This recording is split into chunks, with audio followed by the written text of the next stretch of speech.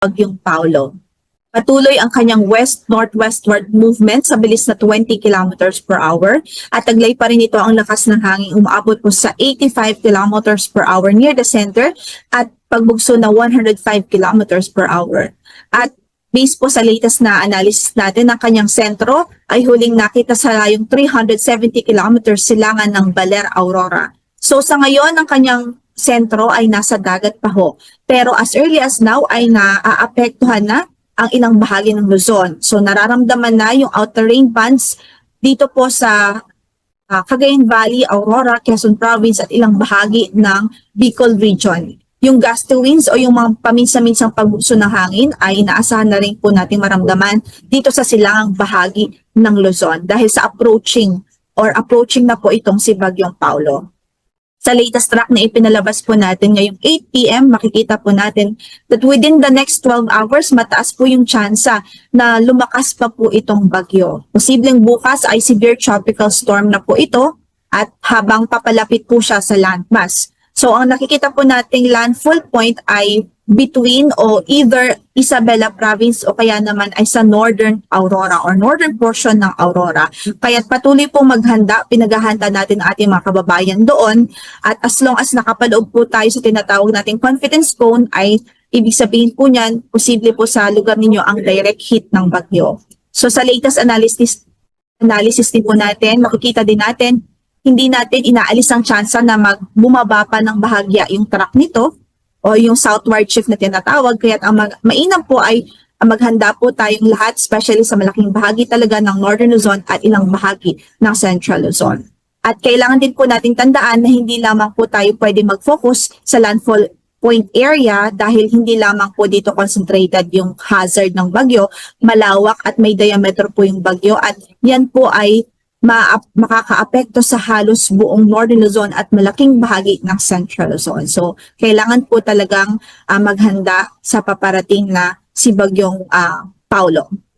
Makikita rin po natin na after the landfall ay magtatraverse o tatawid po ito dito sa Northern Luzon landmass, yung kanyang sentro, at mag-exit ng ating landmass most likely po bukas din ng hapon o gabi. And then lalakas pa po itong bagyo, inaasahan na lalakas pa po itong bagyo habang papalayo ng ating area of responsibility at habang nasa karagatan siya.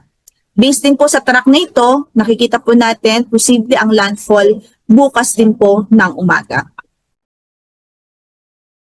Kaugnay dyan, signal number 2 ay nakataas na ngayon sa southern portion ng mainland Cagayan, sa Isabela, sa northern portion ng Quirino, northern portion ng Nueva Vizcaya, southern portion ng Apayao, Abra, Kalinga, Mountain Province, Ifugao, northern portion of Benguet, central and southern portions ng Ilocos Sur at sa northern portion ng Aurora. So ito po yung mga lugar kung saan ay pwede makaranas ng 62 to 88 kilometers per hour na lakas ng hangin at meron po tayong minor to moderate threat to life and property. At again, pwede pa pong tumaas yung signal na yan kapag lumakas po itong bagyo habang nasa karagatan pa. So mag-update po tayo, ang next update natin will be at 11 p.m.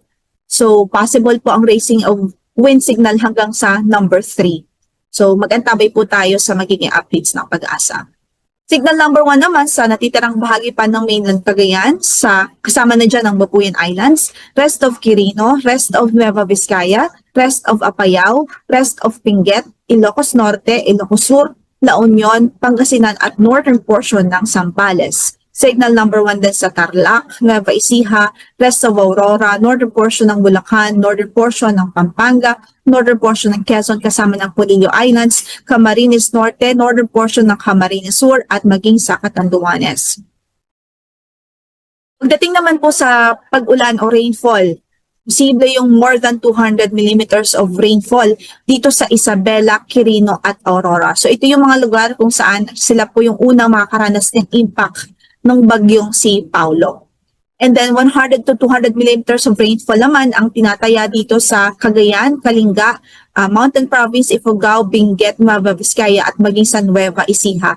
Habang 50 to 100 millimeters of rainfall naman sa Apayao, Abra, Ilocos Sur, La Union, Pangasinan, Tarlac, Zambales, Pampanga, Bataan, Bulacan, Rizal, Laguna, Quezon, Camarines Norte, Camarines Sur, Catanduanes at Albay. So ito po yung pagtaya ngayong araw po yan hanggang bukas ng hapon. So ingat, iba yung pag-iingat ng ating abiso sa ating mga kababayan. Nariyan po ang banta ng malawakang pagbaha, especially sa mga areas na ito na kung saan makakaranas ng more than 100 millimeters of rainfall. And then mga localized flooding naman sa areas kung saan ay makakaranas ng 50 to 100 millimeters of rainfall. By tomorrow afternoon to Saturday afternoon, hindi pa rin natin inaalis ang tsansa na magkaroon pa rin ng 100 to 200 millimeters of rainfall sa Ilocos Sur, La Union, Benguet at Pangasinan. Habang 50 to 100 millimeters of rainfall naman sa Ilocos Norte, Abra, Kalinga, Mountain Province, Ifugao, Tarlac at maging sa Zambales. And then meron pa rin tayong in-effect na gale warning ngayon. So, maalon hanggang sa napakaalon ng kondisyon ng karagatan dito sa eastern coast ng Cagayan, sa Isabela at sa eastern coast ng Aurora.